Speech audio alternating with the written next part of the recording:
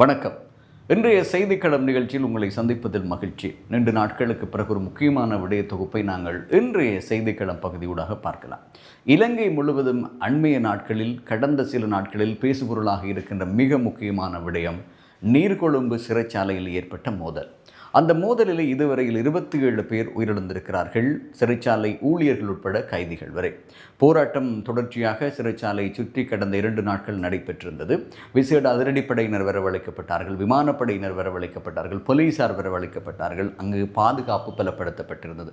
இப்போது நாடாளுமன்றம் உட்பட சட்டத்துறை தொடக்கம் பல இடங்களிலும் இந்த விடயம் பேசுபொருளாக இருக்கிறது. சிறைச்சாலையினுடைய பாதுகாப்பு போதாவில்லையா? சிறைச்சாலையில் ஏன் இவ்வாறான ஒரு சம்பவம் நடைபெறுகிறது? இதனுடைய ஆரம்பம் கடந்த ஞாயிற்றுக்கிழமை மாலை வேளையிலே நடைபெற்றது. 2 கைதிகளிடையே ஏற்பட்ட வாய்த்தர்க்கம், அதற்கு பிறகு அது கைத்தர்க்கமாக மாறி அன்றைய நாளில் 2 பேர் உயிரிழந்திருந்தார்கள். இதில் முக்கியமான விடயம் எதிலிருந்து ஆரம்பித்தது என்று நாங்கள் பார்க்கும்போது, போதைப்பொருள் வியாபாரம் தொடர்பான தகவல்களை இல்லாவிட்டால் அது சார்ந்த விடயங்களை காட்டி கொடுத்தார் என்ற அடிப்படையிலே குற்றவாளியாக சொல்லிக் கொடுத்தார் என்ற விடயத்தை அடிப்படையாக வைத்துக்கொண்டு தான் மோதல் ஆரம்பித்திருந்தது. அந்த மோதல் தொடர்ச்சியாக சிறைச்சாலையில் உள்ள ஏனைய கைதிகளுக்கு இடையில் ஏற்பட்டது. 100க்கும் மேற்பட்டவர்கள் வைத்தியசாலையில் அனுமதிக்கப்பட்டு சிகிச்சை பெற்று வந்தார்கள். சிகிச்சை பெற்று வருபவர்களிலே இதுவரையிலே சிலர் இறப்பினை சந்தித்திருக்கிறார்கள். சிலரினுடைய நிலை மோசமாக இருப்பதாகவும் சொல்லப்படுகிறது. இவ்வாறான நிலை ஏன் ஏற்பட்டது என்கின்ற விடயம் தொடர்பாக பாராளுமன்றத்தில் இப்போது எதிர்க்கட்சிகள் கேள்வி எழ ஆரம்பித்திருக்கிறார்கள். இது ஒரு திட்டமிடப்பட்ட ஒரு பாதுகாப்பு இல்லாத ஒரு விடயமா என்ற ஒரு கேள்வியும் இங்கு எழுகிறது.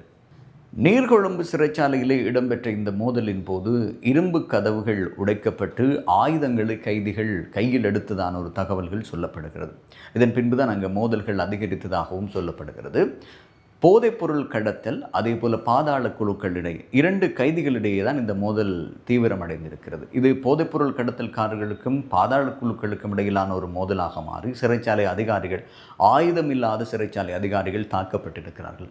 அதிலும் குறிப்பாக செங்கட்டி கற்களாலும் தடிகளாலுமே அதிகமானவர்கள் தாக்கப்பட்டிருக்கிறார்கள். நாங்கள் அந்த காட்சிகளை பார்க்கக்கூடியதாக இருக்கும். சிறைச்சாலை வாசலில் வெளியிலே செல்லும் போது அந்த கைதிகளினுடைய காயங்களோடு அந்தரப்பட்டு கொண்டு அவசர ஆம்புலன்ஸ் மூலம் கொண்டு செல்கிறார்கள். இதுவரை காலமும் நீர்கொழும்பு பகுதியில் இவ்வாறான ஒரு ஆம்புலன்ஸ் சத்தங்கள் கேட்டதில்லை என்ற ஒரு கருத்தை மக்கள் அங்கு சொல்லியிருக்கிறார்கள். அந்த அளவிற்கு அந்த சிறைச்சாலையிலே கலவரம் ஏற்பட்டிருக்கிறது. 2 குழுக்களிடையே ஏற்பட்ட இந்த பிரச்சனை, அங்கு பல கைதிகள் இருக்கிறார்கள். 2 நாள் கைதிகள், 3 நாள் கைதிகள் என்று சொல்லி பல கைதிகள், 1800க்கும் மேற்பட்ட கைதிகள் அங்கு இருந்தாலும் இந்த குழுக்கள் 2க்கும் இடையிலான மோதல் தான் அங்கு கலவரமாக மாறி இருக்கிறது. இந்த கலவரம் தொடர்பான விசாரணைகள் மேற்கொள்ளப்பட்டு வருவதாக நீதியமைச்சர் ஹர்ஷன நாணயக்கார விடயத்தை சுட்டிக்காட்டியிருக்கிறார். இதில் துப்பாக்கி பிரயோகமும் மேற்கொள்ளப்பட்டிருந்தது. இந்த துப்பாக்கி பிரயோகத்திலே அங்கு இரும்பு கதவை உடைத்துக்கொண்டு ஆயுதங்களை கைதிகள் தங்கள் வசப்படுத்தி இருந்ததான ஒரு விடயமும் இங்கே சொல்லப்படுகிறது. தீவிரமான நேர்மையான ஒரு விசாரணை அங்கு மேற்கொள்ளப்படுவதாகவும் அந்த அறிக்கைக்கு பின்னர் அங்கு என்ன நடந்தது என்கின்ற முழுமையான விடயத்தை வெளியிட முடியும் என்று சொல்லப்படும். அங்கிருந்த சிசிடிவி கேமராக்களை எல்லாம் உடைத்திருக்கிறார்கள். அதே போன்று உடல் பரிசோதனை கருவிகளை எல்லாம் உடைத்திருக்கிறார்கள் கைதிகள். இவ்வாறு அந்த சிறைச்சாலையிலிருந்து அவர்கள் தப்பித்துக் கொள்வதற்கான திட்டமிட்ட ஒரு முயற்சியை ஏற்படுத்தியே இந்த 2 குழுக்களுக்கு இடையிலான மோதல் ஏற்பட்டிருப்பதாகவும் ஒரு கோணத்திலே பார்க்கப்படுகிறது.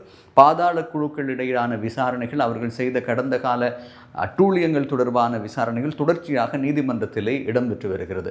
அந்த விசாரணையோடு தொடர்புடையவர்களுக்கு இவ்வாறான ஒரு குழப்ப நிலை ஏற்படுத்தக்கூடிய ஒரு வாய்ப்பை ஏற்படுத்துகிறதா என்ற ஒரு சந்தேகத்திலும் இந்த சிறைச்சாலைகளுக்கு இடையே ஏற்பட்ட குழப்ப நிலை பற்றி ஆராயப்படுகிறது. கடந்த காலங்களிலே மிக முக்கியமான விசாரணைக்கு அழைக்கப்பட்ட கடந்த கால அரசாங்கங்களின் பொறுப்பில் இருந்த மிக முக்கியமானவர்கள் எல்லாம் திடீரென்று உயிரிழப்பதையும் திட்டமிடப்பட்டு படுகொலை செய்யப்படுவதையும் நாங்கள் பார்த்து வருகிறோம். குறித்த சம்பவத்தை கைதிகள் அனைவரும் இரும்பு கதவை உடைத்து கொண்டு வெளியேற முயற்சி செய்திருக்கிறார்கள். இதன் போதுதான் சிறைச்சாலை ஊழியர்கள் துப்பாக்கி பிரயோகத்தை பாதுகாப்பு நடவடிக்கைகளுக்காக பிரயோகித்ததாக பாராளுமன்றத்திலே நீதியமைச்சர் ஹர்ஷன நாணயக்கார தெரிவித்திருக்கிறார். இந்த சம்பவத்தை அடுத்து எதிர்க்கட்சிகள் ஒரு சபை ஒத்திவைப்பு விவாதத்தை நடத்த வேண்டும் என்ற ஒரு வேண்டுகோளை பாராளுமன்றத்திலே கோரியிருந்தார்கள். அது இன்று மாலை 3:30 மணி தொடக்கம் 6:30 மணி வரை நடைபெற்றிருந்தது. எதிர்க்கட்சியினுடைய வேண்டுகோளை ஏற்று ஆளுங்கட்சி அதற்கான சந்தர்ப்பத்தை வழங்கியிருந்தது. இந்த அவசர கால நிலைமைகள் தொடர்பாகவும் இந்த சிறைச்சாலையில் ஏற்பட்ட குழப்ப நிலை தொடர்பான விவாதத்திற்காக. இந்த சிறைச்சாலையில் இடம்பெற்ற குழப்ப நிலைகள், மோதல் நிலைமைகள் காரணமாக பாராளுமன்றத்தில் உரையாற்றிய ஐக்கிய மக்கள் சக்தியினுடைய ஹம்பஹா மாவட்ட நாடாளுமன்ற உறுப்பினர் ஹாவிந்த ஜெயவர்தன ஒரு முக்கியமான விடயத்தை இங்கே சுட்டிக்காட்டி அதற்கு அரசு பதில் சொல்ல வேண்டும் என்று சொல்லியிருக்கிறார். விசேட அதிரடிப்படையினுடைய தொப்பியையும் போலீசாரின் சீருடையையும் அணிந்த ஒருவர் நுழைவாயிலை நோக்கி துப்பாக்கி பிரயோகம் மேற்கொண்டிருக்கிறார். அந்த நபர் யார், ஏன் இவ்வாறு துப்பாக்கி பிரயோகத்தை மேற்கொண்டார் என்ற உண்மையை இல்லாவிட்டால் இது சார்ந்த தரவுகளை அரசாங்கம் விசாரணைகள் மூலம் வெளிப்படுத்த வேண்டும் என்று சொல்லி ஐக்கிய மக்கள் சக்தியினுடைய ஹம்பஹா மாவட்ட நாடாளுமன்ற உறுப்பினர் காவிந்த ஜெயரட்ன சுட்டி காட்டியிருக்கிறார். ஆகவே இந்த துப்பாக்கிச்சூடு ஒரு திட்டமிடப்பட்ட ஒரு துப்பாக்கிச்சூட்டு சம்பவமா என்ற ஒரு கேள்வியும் அங்கு எழுந்திருக்கிறது.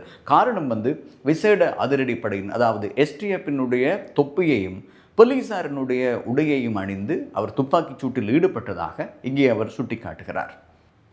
இந்த நீர்கொழும்பு சிறைச்சாலை சம்பவத்தினுடைய இந்த கலவரத்திற்கும் இந்த இறப்புக்கும் முக்கியமான காரணமாக சொல்லப்படுகின்ற கட்டுவெல்கம சுரேஷ் என்கின்ற கைதி பூசா சிறைச்சாலைக்கு மாற்றம் செய்யப்பட்டிருக்கிறார். இவர் பாதாள உலக குழுவினுடைய முக்கியமாக அங்கு இருக்கின்ற கைதியொருவனுடைய தொடர்பில் இருந்ததாக கூறப்படுகிறது.